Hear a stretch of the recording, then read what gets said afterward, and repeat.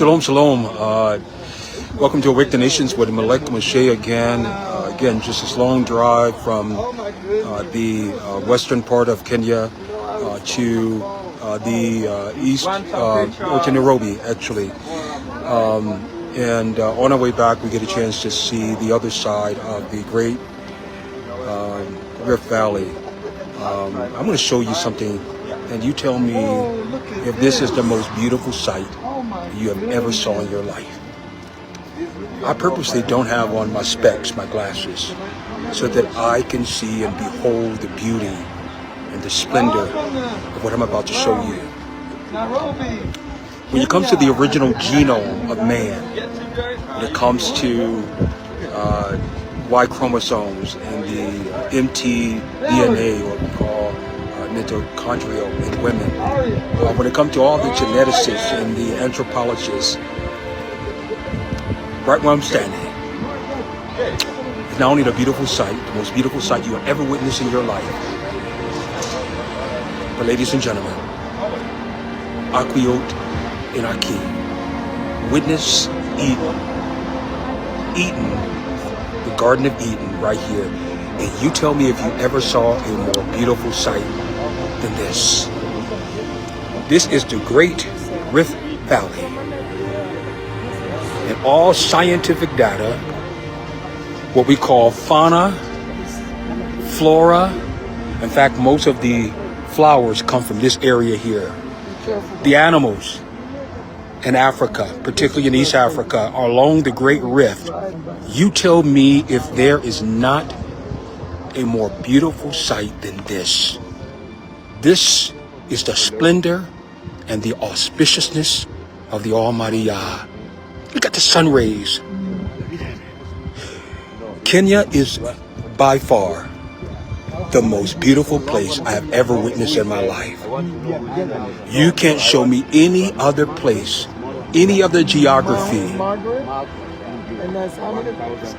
on the Haaretz, the earth, that is more beautiful than this. No wonder why geneticists have looked at the original genome. No wonder why anthropologists have studied DNA evidence from all over, using DNA, Y chromosomes, and mitochondrial DNA. And it all points to right here, along the Garden of Eden. The Garden of Eden is the most beautiful place in the world. The most beautiful place in the world. To behold this with my eyes supersede any didacticism or teaching I've ever done in my life. I have literally used that is where Mount Rongonot is. Mount, what was that? Mount Rongonot, over those Rongonot. Straight ahead? Yes, those three. And Mount Kenya would be Mount Kenya was this side. On the other side. It's on this side. This is beautiful. And Mount Kilimanjaro was here, but you can see it only in the morning towards here. Now you cannot see it. If I wasn't here seeing this. This is the most beautiful, jaw-dropping, eye-opening place you will ever see in your life. The Garden of Eden.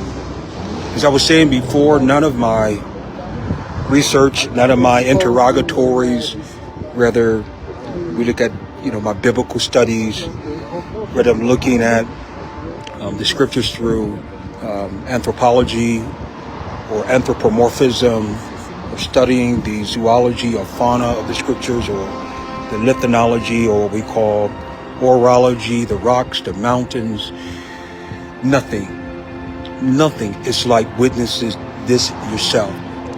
The countless of sermons and homilies and harmonizing hermeneutics with relevant homiletics, the dozens of songs that we sung about Eden, the countless theories concerning the Garden of Eden.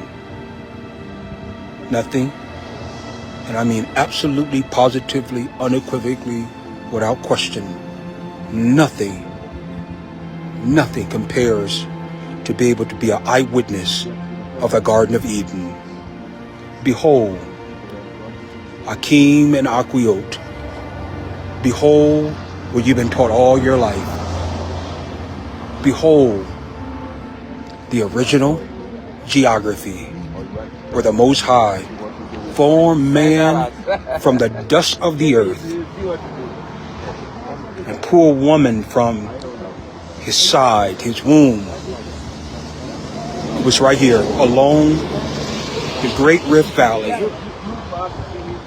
It's been speculated for years, but now modern science, now geneticists, anthropologists, even those who study agronomy, now science come on a collision course with what we've been taught all of our lives biblically. The creation account, the original man, Adam.